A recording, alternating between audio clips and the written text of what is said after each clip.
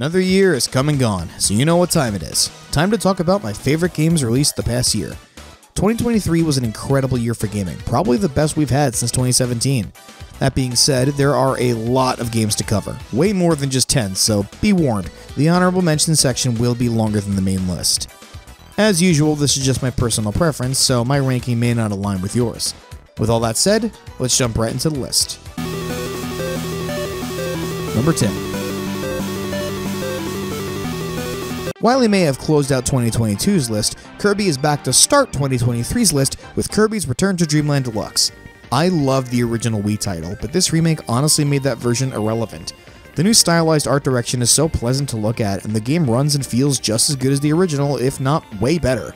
The story remains unchanged and follows Kirby and friends on an adventure across Dreamland to help their new friend Magolor recover the missing pieces of his ship so he can head home. However, despite the story being unchanged, there is a multitude of changes and new content in this version. Two new abilities, Mecha and Sand, join the roster in the main campaign, but there is also Merry Magoland, which is essentially a best-of for Kirby subgames from across the series. But the real addition that makes this version superior is the Magolor Epilogue, an entirely new story where you get to play as Magolor after the events of the main campaign. And this mode is so much fun, kind of taking RPG elements of upgrading and leveling up Magolor. It's a fantastic addition to an already fantastic game, and I'll love it for many years to come. Number 9. Sonic Mania is my favorite classic Sonic game, and with the release of Shaze64's, well, that remains unchanged, but I did thoroughly enjoy this game. It has all the feel of a classic Sonic game with a few new twists. For starters, the Chaos Emeralds now give you unique power-ups. Why they do this, I have no idea, nor do I know why they've never done it before or since, but hey, Sonic lore is a broken mess that I don't feel like talking about right now. But the abilities add some neat variety to the gameplay. However, they are completely optional, so you don't really need to use them if you don't want to. The game also has 4-player co-op, a series first and hopefully last, because boy, Sonic does not work in co-op. But the single-player experience is still a lot of fun. The story follows Sonic, Tails, Knuckles, and Amy as they attempt to stop Eggman and his wacky shenanigans, this time joined by fan favorite Fang and newcomer Trip, who eventually joins our heroes, and I absolutely love her. There's also a multiplayer battle mode where you can design your own robot and play minigames. A fun time waster, but nothing too substantial. Overall, Shaze64's is another enjoyable addition to the roster of classic Sonic games. And Sega, I'm begging you, please bring Trip back. Do not make her a one-off character, please. She's too cute. Look at her. Number 8. Sonic wasn't the only game to get a 2D platformer this year, as Super Mario Wonder released as the latest entry in the 2D Mario series. To say this game is a breath of fresh air for the series is a massive understatement. This game just oozes charm, from its stylized art, to its catchy music, to its whimsical power-ups like Elephant. To the incredibly unique Wonder effects, this game is what I've been looking for in a 2D Mario game since the original New Super Mario Bros. All the way back in 2006. The story follows Mario and company adventuring in the Flower Kingdom, where Bowser has used the power of the Wonder Flower to merge with Prince Florian's castle. Now it's up to our heroes to stop him. And there are so many of those heroes. You get to play as Mario, Luigi, Peach, Daisy, 2 Toads, Toadette, Nabbit, and 4 Yoshis. Unfortunately, Nabbit and the Yoshis are locked to baby mode, which sucks because I really wanted to play the whole game as Lightbulb Yoshi, but whatever. The only complaint I have is that the bosses kinda suck. Aside from the final battle with Bowser, which is cool, there are only 3 other bosses, and they're all against Bowser Jr., and they're all pretty much the same fight. Man, never thought I'd miss the Koopalings. Other than that, the game is fantastic, and I can't wait to see how they improve on this going forward. Number 7. Aha! You thought we were done with Sonic, didn't you? Next up, we have Sonic Dream Team. As aesthetic and feel go, this is the Sonic game I've been waiting for. It is so much fun to play, and has a wider range of playable characters, including the return of fan favorite Cream. The story is interesting as well, following Sonic and company entering Eggman's dreams in order to save R.E.M., a guardian of the dreamscape. All of this makes for one of the best 3D Sonic experiences you can find. Now, I know what you're thinking, what's the catch? Well, that would be the fact that it is exclusive to the Apple Arcade, meaning that access to the game is very limited. I'm one of the lucky few to have that access, and yeah, it really should release elsewhere. This game is too fun to be locked to iOS. My only other gripe is that the game is very short, which I get for the platform it's on, but still. Here's hoping this team makes a full-length Sonic game for consoles one day. Number 6. So Spider-Man is one of my favorite superheroes, and I absolutely adored Insomniac's 2018 Spider-Man title. When I heard it was getting a sequel, naturally, I was very excited, especially considering this game will feature fan-favorite Venom as well as personal favorite of mine, Kraven the Hunter. The story follows both Peter and Miles as they have to stop Kraven from killing all the other villains in New York, while behind the scenes there's some of that classic symbiote meddling. There are so many cool twists and turns that I don't want to spoil, but everything done with Venom was incredible. The combat is just as fun as the first game, this time adding even more moves to experiment with, and they're all incredibly fun. I also can't leave out the spectacular fast travel. You go to the map, you pick a place, you're there, instantly. I still have no idea how they accomplished this. It's amazing. However, I do have a few negatives. For starters, the game is much shorter than its predecessor, and I feel they could have done a bit more with what they had. And the other most glaring issue is the lack of New Game Plus, meaning that once you complete the game, there's nothing to do aside swing around New York and stop crimes. Really hope they add a second playthrough option in the future. Number 5. As a pure-blooded Italian myself, I'd be hard-pressed not to talk about this game. Pizza Tower is a wacky, zany, bizarre, Wario Land-inspired roller coaster of a game. This was one of the craziest games I've ever played, and for all the best reasons. The story follows restaurant owner Peppino Spaghetti, yes, that's his real name, it's hilarious, I love it, as he traverses a tower to stop the evil pizza face, which is literally a pizza face, from destroying his restaurant. If that premise doesn't immediately set the tone of this game, then strap in, because it only gets wilder from here. Right off the bat, I need to talk about how this game feels. I've watched people play it before playing it myself, and it does not do it justice. This is one of the best feeling 2D platformers I have ever played. Peppino just feels so good to control, and once you master it, you can pull off some amazing things.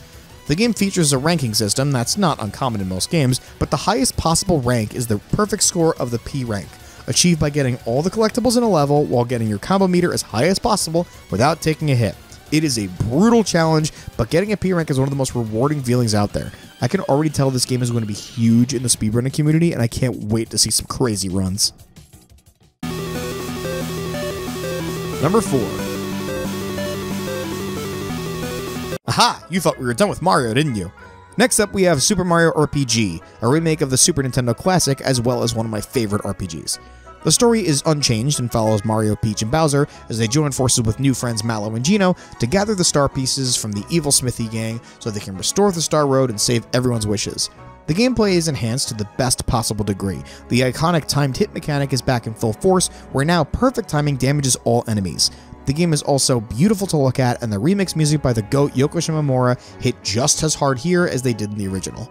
There's also new content to be found here as well, most prominently in the post-game boss rematches, where you get to have incredibly difficult rematches with some of the game's most challenging bosses. Yes, even that one. Super Mario RPG is such an enjoyable game with a ton of charm, and I'm so glad it got new life breathed into it so a whole new generation can enjoy this absolute gem of a game. Number 3. Hi-Fi Rush is one of the most unique gaming experiences I've had in years. This game gets all my praise for doing something super original and doing it incredibly well. The game fuses hack-and-slash gameplay with rhythm game mechanics, meaning that you have to time your attacks to the beat of the music. The story focuses on Chai, a wannabe rock star who accidentally gets his music player fused into his body during a robot augmentation process. He soon after meets up with a girl named Peppermint and learns that the company behind all the robotic advancements, Vandalay Technologies, is cooking up a mind control system to enslave all its consumers. Now Chai must team up with some unlikely allies to fight to the beat and stop Kale Vandalay's plan. This game is visually stunning, has a great soundtrack, fantastic voice acting, and is just so goddamn fun to play.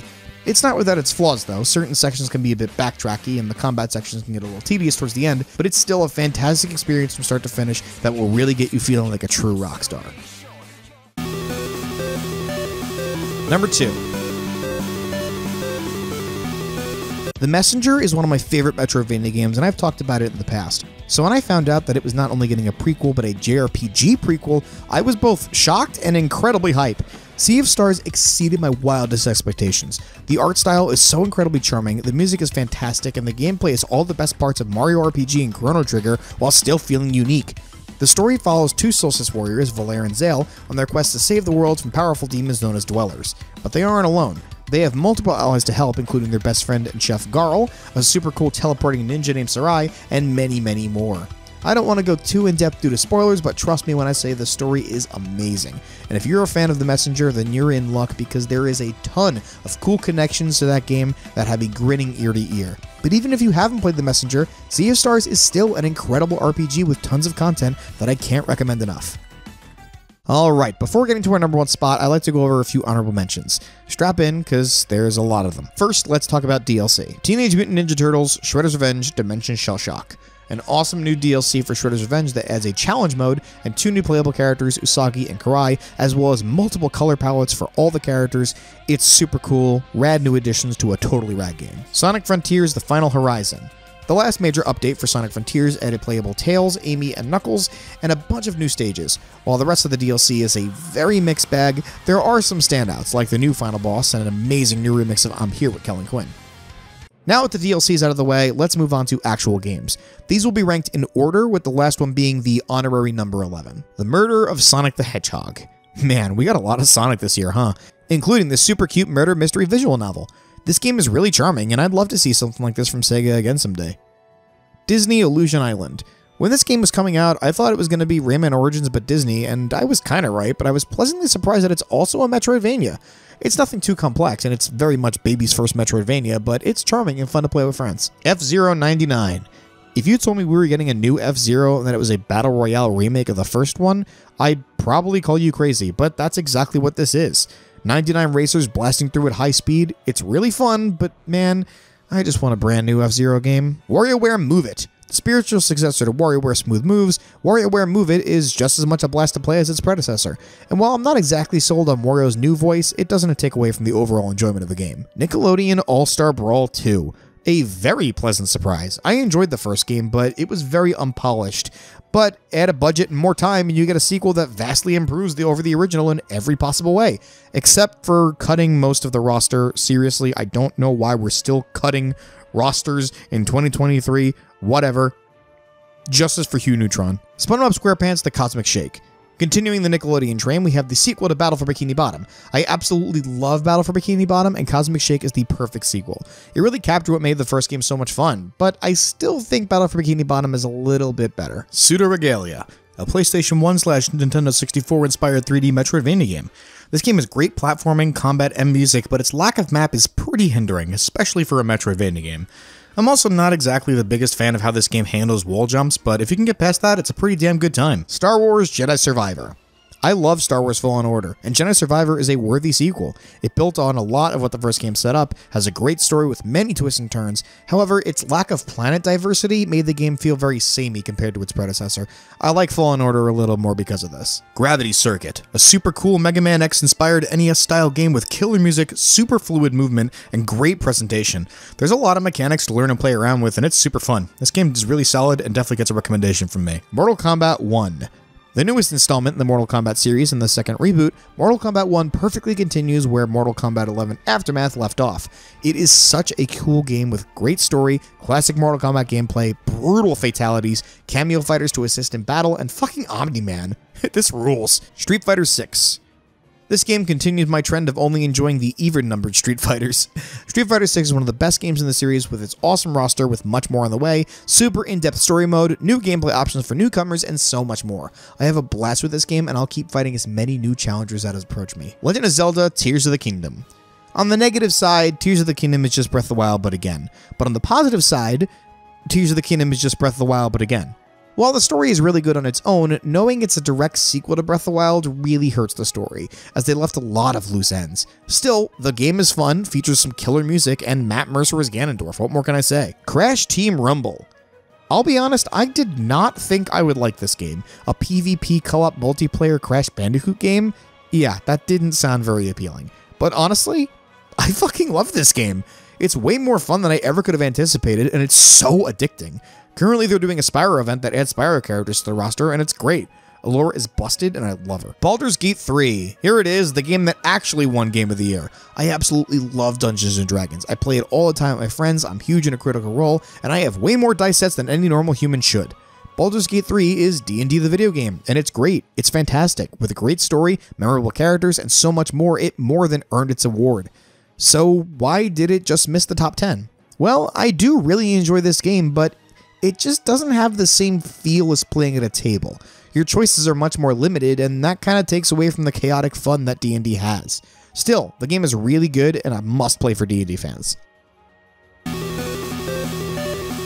And my 2023 Game of the Year is Final Fantasy 16. Holy shit.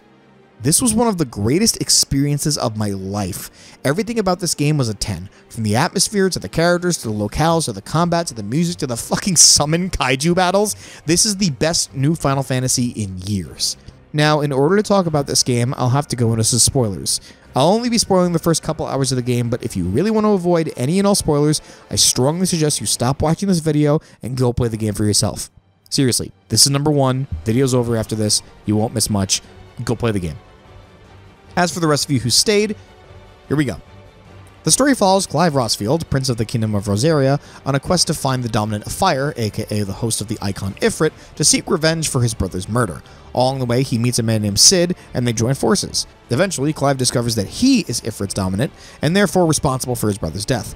But he eventually agrees to help Sid in order to find new purpose in life after making peace with what he is. Clive, Sid, and Clive's childhood friend Jill all team up to destroy the Mother Crystals, magic crystals that give magic to the world, as Sid believes they are the catalyst behind the world's life force being drained. There are many more twists and turns that I don't want to give away, so let's talk about gameplay. The combat in this game is incredibly fast-paced, giving you a wide variety of options to use, as Clive ends up gaining the power of all the icons to use at his disposal. And they are so much fun to play around with. Never did I find the combat monotonous because there were so many different ways I could choose to play.